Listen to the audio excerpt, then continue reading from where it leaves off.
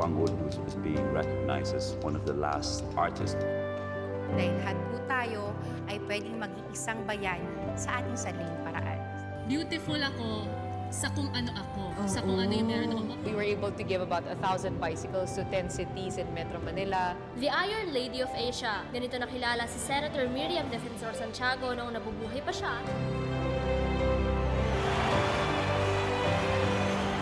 The winner of Asia's Next Top Model is Maureen. Which actually scored. Amazing, she left the best for last. Pauline Lopez. Philippines, the wait is over! The gold is yours!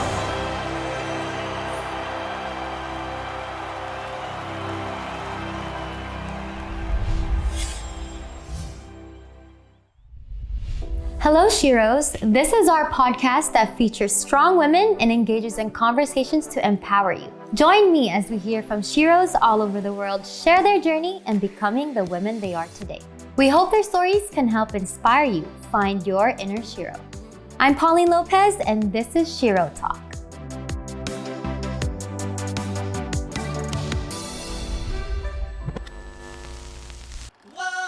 Today sa Power ng Pinoy, Kababayan LA's Jannelle So.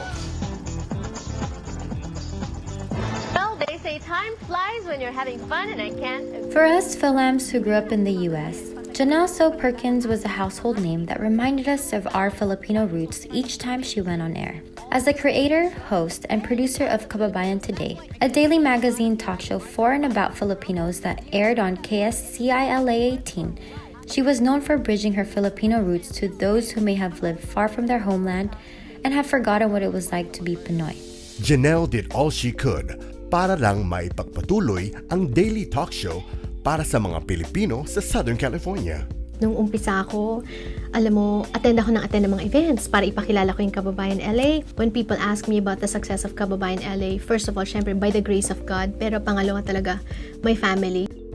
As a prolific media broadcaster, even before she moved to the US, she has covered numerous topics from sports to entertainment, and yet it was her position as a landmark host for many Filipinos going through a tough time of finding their identities. And somewhat regaining it back through her show was what truly makes her a Shero. Being a one-woman team for TV for many years, let's find out how she managed to return to the limelight after going on a hiatus to become a wife and mother and going back to her passions years later. So I've known you from before. We had an interview how many years back? But for those who didn't really understand the cable TV generation, could you happen to let us know who you are and how you started with journalism? Right. So I was in college when I was at Miriam College in the Philippines. I was born and raised there. Yes. When I was recruited by then Vintage Television, which was the biggest kind of like sports. It wasn't really a network, but it was a sports production company in the Philippines. The person who auditioned me was Anthony Suntay. Oh, okay. He still does sports. Yes, he does. In the Philippines, yes. And I was in college then. And then even as a junior in college, they wanted to absorb me, so they assigned me to cover the NCAA games, which was during the weekends. Yeah. And then at the same time, Channel 13, IBC 13, was looking for hosts, like young hosts, for their public affairs show.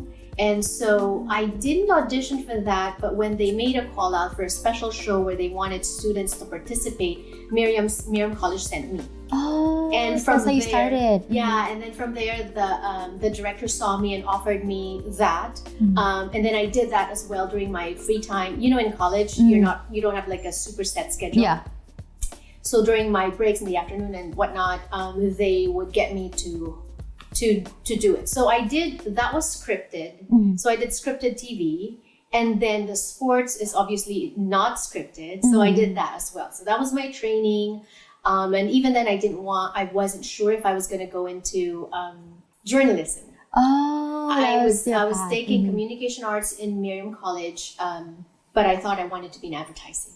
Oh, So I actually did advertising as well for McCann Erickson right after college because they absorbed me. I did my internship with them. But my schedule would be from 9 to 5 doing advertising in Makati. And then from 5 p.m., I would rush to IBC 13 in Quezon City to prepare for their evening newscast, which I also did every day. And on the weekends, I did sports. Wow, such a hectic schedule. And we were actually talking about it. You interviewed in PBA and you did a little bit of NCAA, right? Yes. But you once mentioned in an interview that you really didn't want to do sports casting, right? So how did you manage and learn how to kind of navigate and just do the job? You know, in the Philippines, it's actually talents are spoiled in the Philippines. We have a ton of staff, like just helping us, assisting us. So in the beginning, I didn't really know much about basketball. I had to read books. I had to ask my brother, my dad. They were basketball freaks, fans. And then also a producer was assigned to me in the beginning to point out the different players, kind of point out the different plays. And then I think a big part of journalism is knowing how to listen. Yes. Right? To listen to when you're doing interviews and all that. That's when I honed my listening skills, because I would listen in like during the huddles. And that's when I learned the plays and I learned a lot of things about basketball. So basically I did like a crash course within my first few months of doing it on TV. Oh, so you did your due diligence and learned a lot from it. So looking back, I remember being on your show, Kababayan LA, and just to find out that you did everything on your own, from makeup to production to researching, and yet you managed to run it for 9 years, right? Wait, I mean, what's the best advice you can give people who are just starting out in their passion and not getting that burnout stage? You do burn out. So once you feel that, I think allow yourself to feel that and allow yourself to relax. Give yourself time, right? Because if you just keep pushing, the burnout will soon turn to being turned off. And when you're turned off, then you're done, right? I didn't do my own makeup at that time. I had a makeup artist, which was also good because that's when I did everything else. But when before taping, I had my makeup artist, I would sit on his chair and he'll do my makeup and my hair. That was my your relaxed time. Yes, that was an hour before I was on again. Does that make sense? So my advice is that allow yourself to, when you do feel burnt out, allow yourself to feel that and give yourself time to recover. Dun luminaw na yun palang experience ko, freelancing, looking for my own story, writing my own story, editing. Lahat pala yun was in preparation for Kababayan LA, because here on Kababayan LA, I pretty much do everything on my own. Pagdating mo dito sa Amerika, you have to be able to roll up your sleeves and do everything. I'll definitely keep that in mind. Yes. As we were talking about, I've been doing so much and sometimes I kind of burn out and I don't know how to handle it. Right. It's like you can't pour from an empty cup. So you have to fill it first and then you pour out, right? It's kind of like that, especially these days when mental health is such a priority. It should be.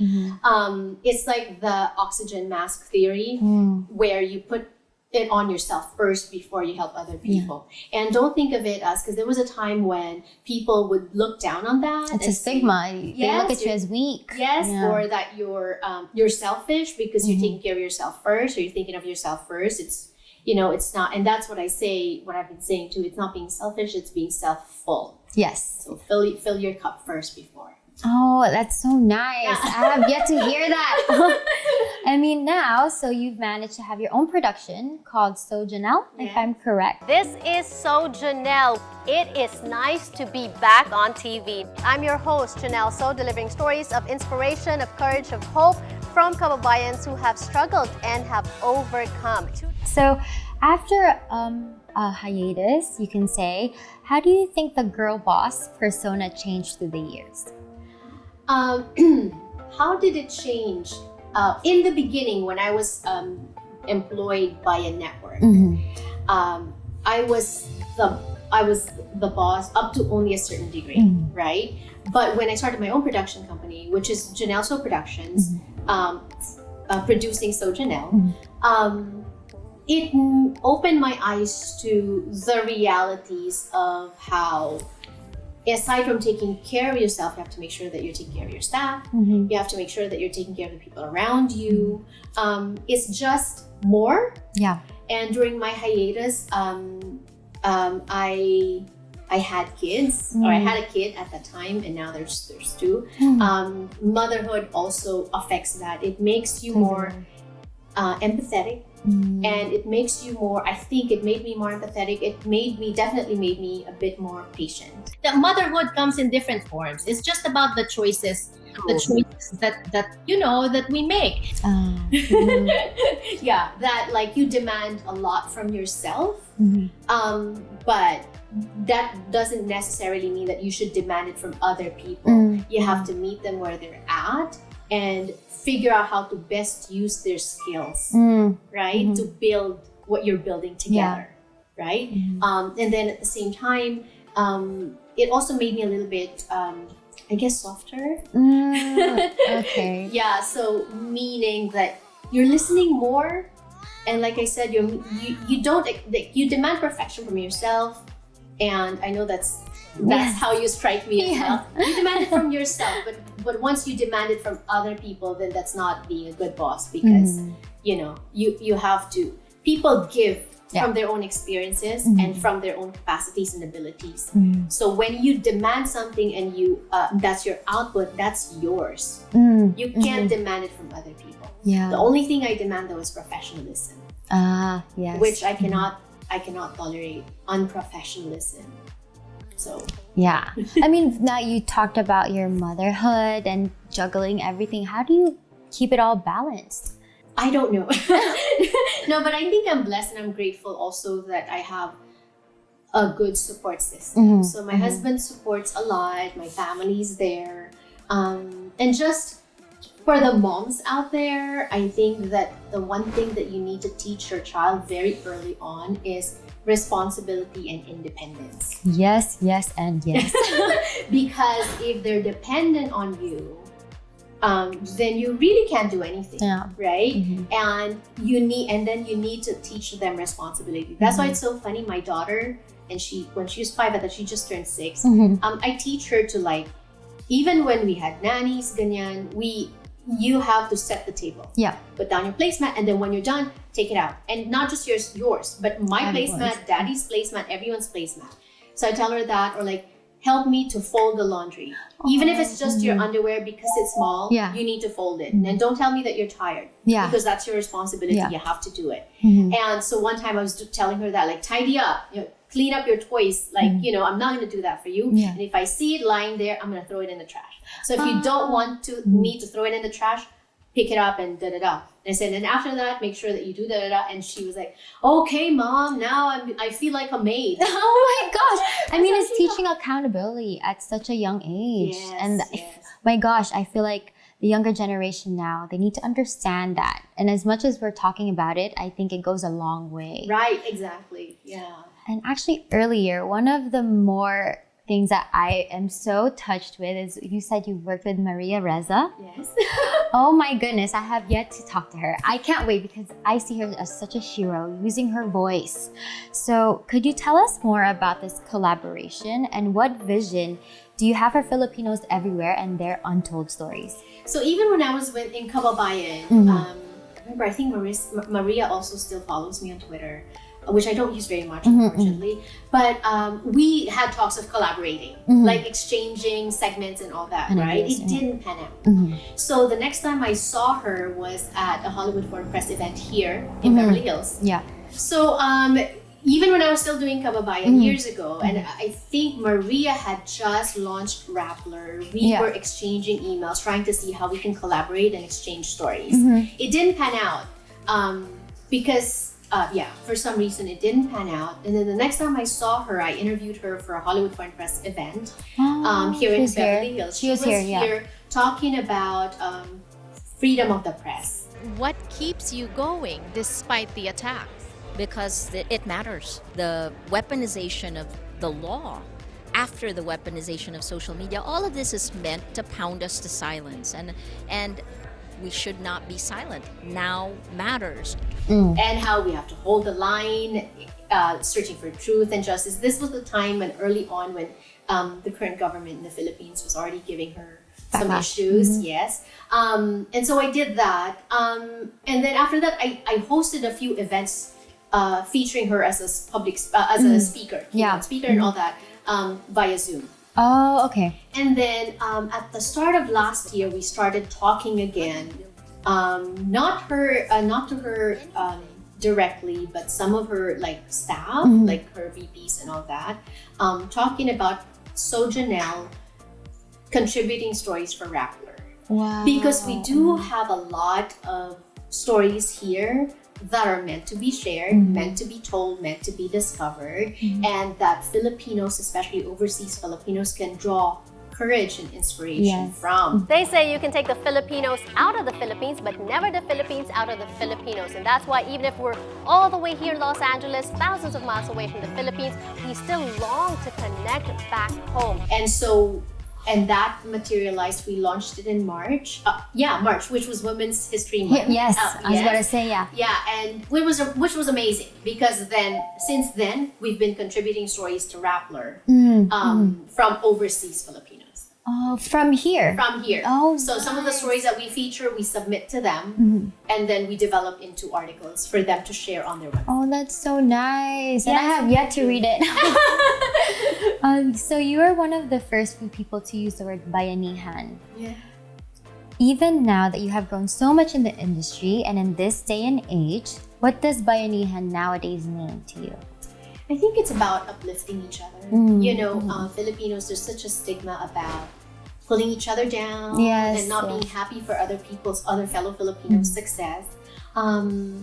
It shouldn't be the case. And it's not, but because that is the common perception, we have to fight to change that. Because in my show, and not just in Jannelle, but also before that, when I was doing the first and only daily talk show for Filipinos in the US, I met a lot of Filipinos who were prioritizing collaboration over competition. Also, you know, there's such a thing about rising tides carry all boats. So when we rise as a community, even with the media, when we help each other rise, we rise as a community. Right? And then also another thing that I realized is interviewing so many personalities who are successful, they always go down to their core. I mean, go back to their core. The core values, is being Filipino, and the core is getting the support of the buy-in of your community, because it's what will propel you to be noticed. Everyone's clamoring to get into mainstream or to break into mainstream, and it's well and good, but you can't forget being Filipino. Right? And that's where you draw from, because that's your core, being Filipino, right? And so to me, I think Bayanihan is that. Bayanihan is working together, uplifting each other for a common good. Oh. Yeah. And as a woman who is always looking out for others, making sure that their stories are told, what makes a Filipina a Shero? Filipinas are just very nurturing. Yes. And they are open. We're open. So like, I like putting, like, so when I interview like people like you, other Sheros, I like connecting them. So like a florist, I'll introduce to a baker, I'll introduce, and I will say, you know, work with each other, you know, and support each other. And when I mean supporting each other, you don't ask for goods for free. You don't ask for tickets to a show for free. You don't ask, because now even when people give me stuff like Kubo or Lumago Designs, they're social enterprises that send products for us to review and whatnot. We are currently doing like gifting where we give it away. You don't, because that's how you support people. Or if they insist on sending you free stuff, I also try to see how I can support them, whether by buying other stuff or giving back. Right. And so I think that's what makes Filipino Sheros. We're open and we're nurturing of each other. And hopefully we show the world that that's what really the essence of Filipinas are. Thank you so much, Jannelle, for being here on Shero Talk. I truly learned so much and I can't wait to have you again. Thank you so much, and I can't wait to collaborate. Yes! And there you have it. Follow me in our future episodes to discover our power from within. Our time is now. This is Pauline Lopez, and see you soon on Shero Talk.